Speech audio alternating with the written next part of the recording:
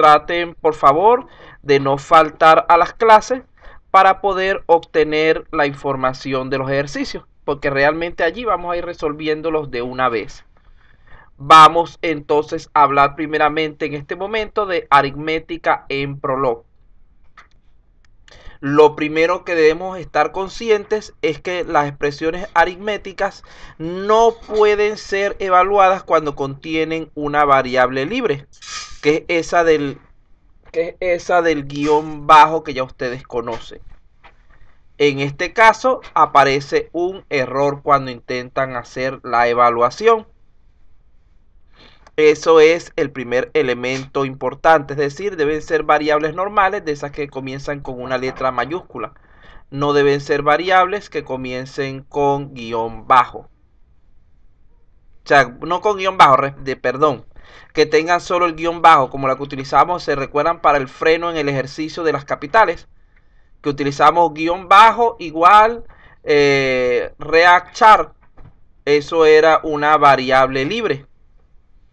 Entonces ese tipo de variables no pueden utilizarse para los cálculos, es decir, para la evaluación aritmética.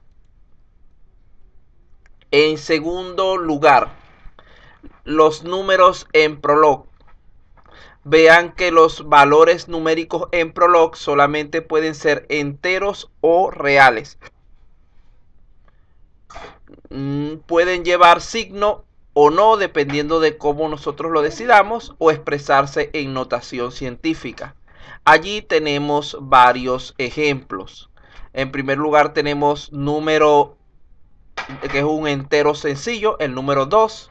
Tenemos número 21.665, que ya cae dentro de los reales enteros.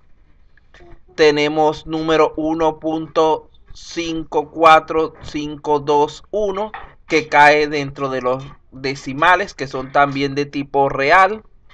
Tenemos el menos 5, que sería un entero negativo. Tenemos el menos 5.0, que sería un real negativo de tipo decimal.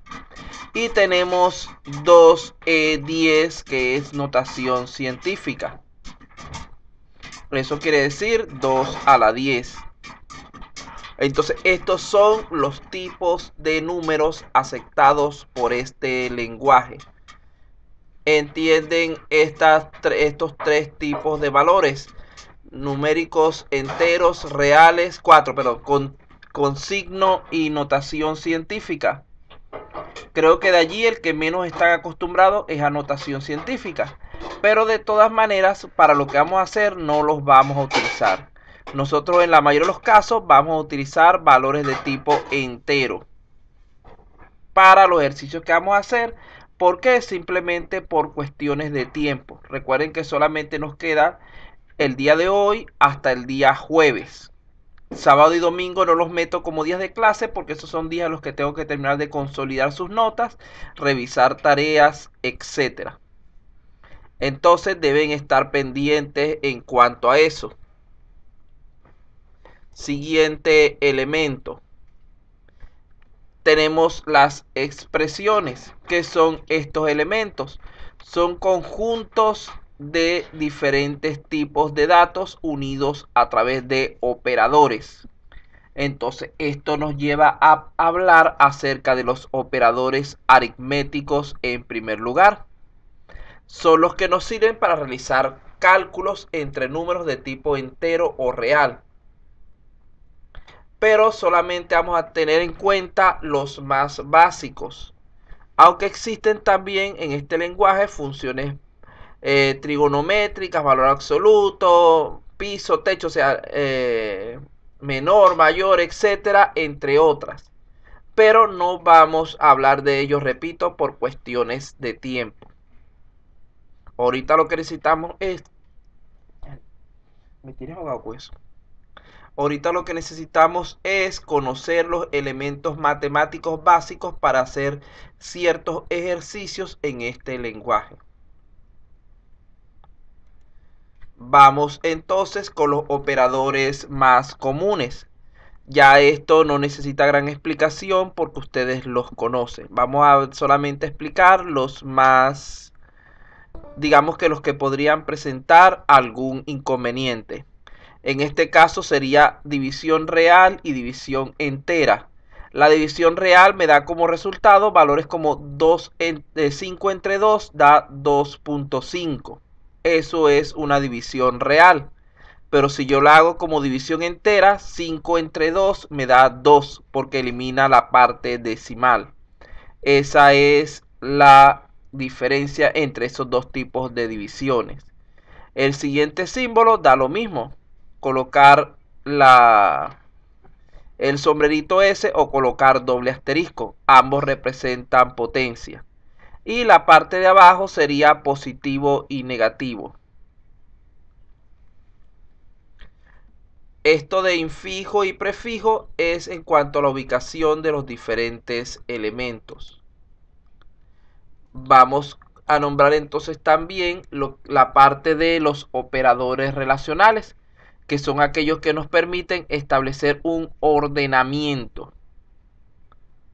En primer lugar, tenemos operadores relacionales con evaluación.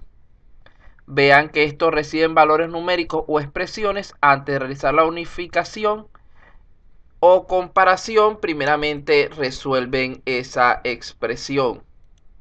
Aquí tenemos algunos ejemplos. Aquí tenemos la unificación is. En este caso 10 más 2 son 12. Entonces lo que está diciendo es que x vale 12. Esto equivale, podríamos decir, al signo de igualdad. En segundo lugar tenemos este signo de igualdad propiamente dicho. Vean que tenemos de ambos lados, tenemos operaciones matemáticas. Va a ser verdadero si los resultados de ambos lados son iguales. Allí tenemos el símbolo de desigualdad. Tenemos mayor que, menor o igual. Estos ya son conocidos.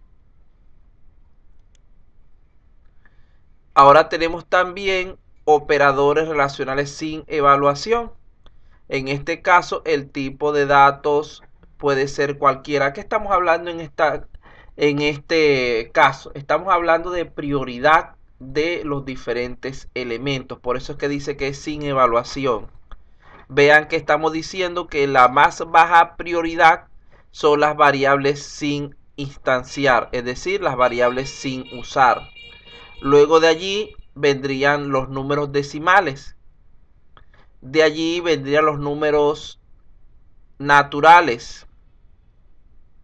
Si son dentro de los números naturales, si tienen el mismo valor, si tienen diferentes valores, los ordenamos de acuerdo a sus valores. Es decir, el 5 es mayor que el 3, etc. Tenemos los functores, que son conjuntos de tipo funciones, conjuntos de elementos agrupados. Y tenemos las estructuras. El functor podría compararse con un arreglo. Los números naturales, en este caso, incluyen al 0.